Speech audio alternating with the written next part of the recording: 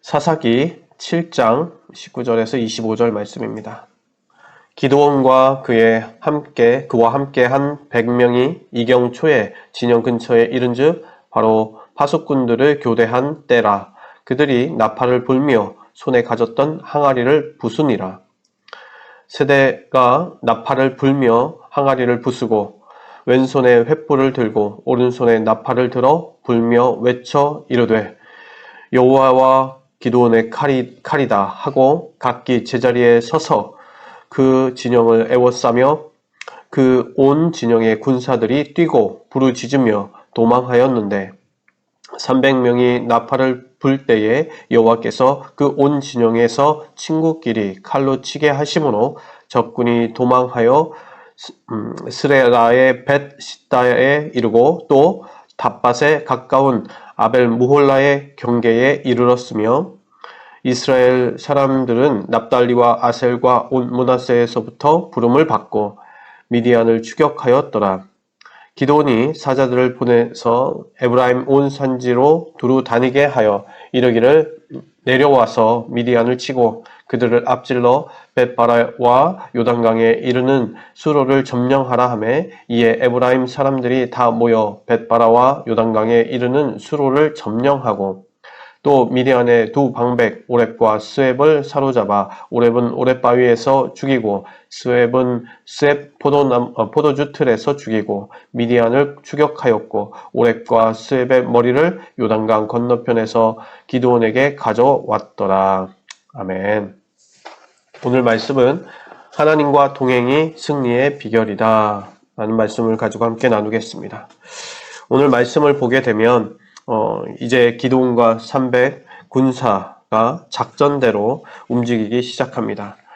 12시, 오늘 이경이라고 했는데 이경은 정말 한밤중이죠. 12시나 3시 사이쯤, 그쯤에 이제 어떻게 보면 그들이 기드온과 부하와 함께 그 직전 바로 적진에 들어가서 그 가운데에서 꿈을 듣고 또한 그 꿈의 해몽을 들으면서 확신을 가지고 이제 시작하는 것입니다. 전쟁을 시작하는데 그들의 전쟁이 진짜 어떻게 보면 모양으로 봤을 땐 전쟁과 같지 않은 모습입니다. 왜냐하면 그들의 무기가 이렇습니다. 첫 번째가 나팔, 두 번째가 항아리, 그리고 횃불, 그 다음에는 자신들의 목소리였습니다. 적들에게 어떻게 보면 항아리를 깨는 거, 그러니까 항아리를 깰 때 그들이 듣는 것은 그냥 항아리 깨지는 소리, 그 다음에 나팔 소리, 그 다음에 그 한밤중이니까요, 그 불빛들, 횃불을 들고 있는 불이겠죠. 불이 나는 것처럼 보였겠죠, 산에서. 그 다음에 함성 소리입니다. 어떻게 보면 정말 굉장히 시끄럽고 아니면 그 깨지는 소리가 뭐 무너지는 소리 같겠죠. 유리창이 깨지면 저희들 놀라지 않습니까? 그런 정말 놀라는 소리인데 거기에 엄청난 빵빠레, 그러니까 나팔 소리죠. 그 소리가 들린다면 귀를 막을 것입니다. 거기에 또 불이 나는 것처럼 불이야 하는, 어떻게 보면 우리는 폴리스가 뒤에서 막 헤드라이트, 그 다음에 반짝반짝거리며 경광등을 켜고 마이크로 메가폰으로 그리고 윙윙 하는 소리를 들으면 우리는 벌써 위축되는 것보다 가슴이 떨리기 시작하죠. 누구든지 그러한 상황이라면 도망갈 것입니다. 막 이렇게 도망가고 떨고 두렵고 도망 안 칠 수가 없겠죠. 그러니 그렇게 모든 세대로 나눠서 100명이 다 에워싸서 뭐 일렬로 쭉 섰겠죠. 그러한 가운데 그런 소리와 그 한밤중에 그렇게 된다면 누구든지 아무리 어떤 적이라도 다 도망갈 것입니다. 그런데 여기에서 그것까지는 인간이 그럴 수 있지, 무서워서 떨 수 있지 하지만 이 순간에 또 하나님께서 일하시는 것, 그리고 하나님의 역사를 부정할 수 없는 일이 벌어집니다. 그것이 22절입니다.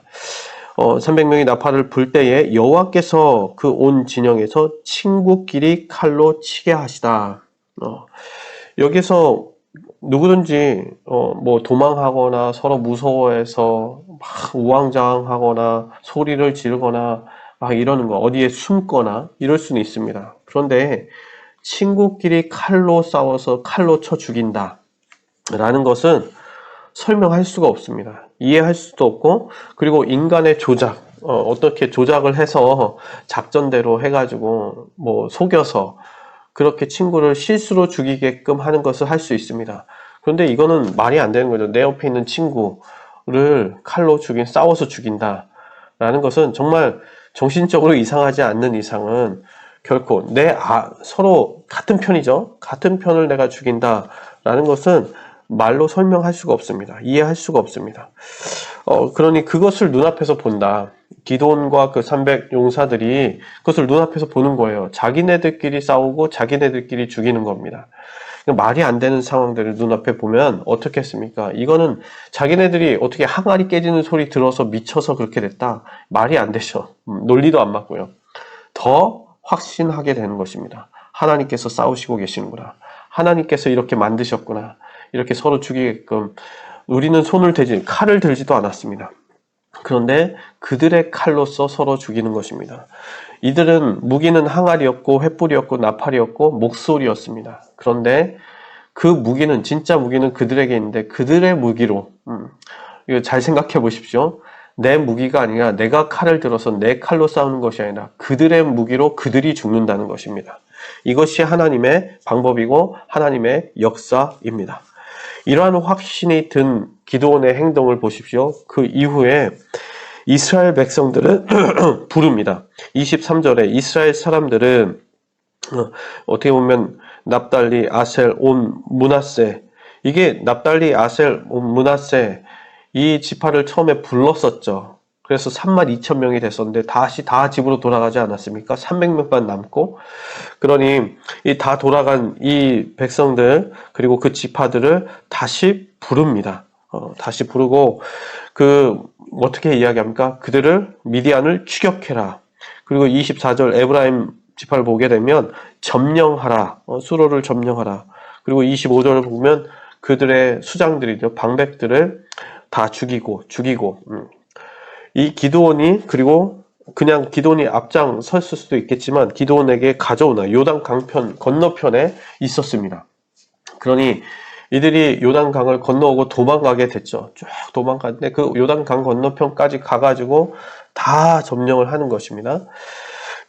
기드온은 그 전까지는 이러한 용기가 없이 계속 이렇게 뒤에 물러나 있는 거죠. 그리고 되게 조심스러워했고 그 적진에 들어갈 때에도 부하와 함께 이렇게 갔는데 이제는 그 앞에 서서 부릅니다.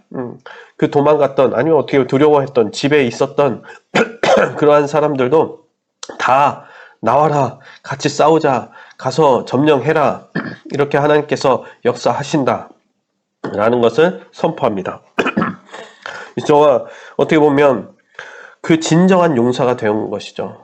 눈으로 보고 하나님께서 직접 싸우시는 것을 경험해서 그렇게 얻었지만 지금 기드온과 그 300 용사들의 모습을 보게 되면 완전히 바뀐 정말 하나님의 용사들이 되어서 가서 싸우게 됩니다. 오늘도 어떻게 보면 이러한 하나님, 이렇게 하나님께서 일하시고 우리를 역사하시는 것, 오늘도 우리는 하나님을 온전히 그 주님을 신뢰합니다. 그 신뢰하는 자들에게 분명히 말로 설명할 수 없는 그 역사하심을, 그 은혜를 경험케 하실 줄 믿습니다. 그러한 자리에 함께 또한 동참하고 그렇게 하나님의 역사 가운데서 확신을 가지고 또 믿음을 가지고 나아가는 성도들에게 하나님께서는 분명한 승리를 안겨주실 줄 믿습니다.